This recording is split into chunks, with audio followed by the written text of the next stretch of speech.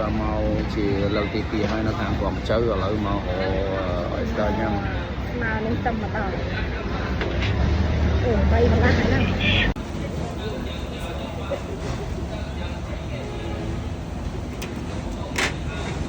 oyster đây hà tang trắng màu đá hà tang trắng màu đá tại chơi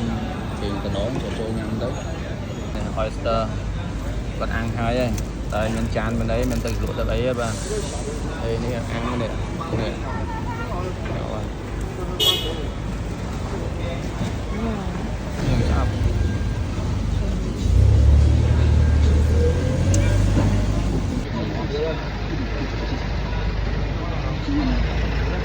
con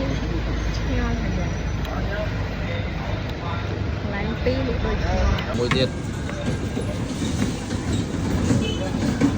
này để phải xay lỏ nó con bà vòng trừ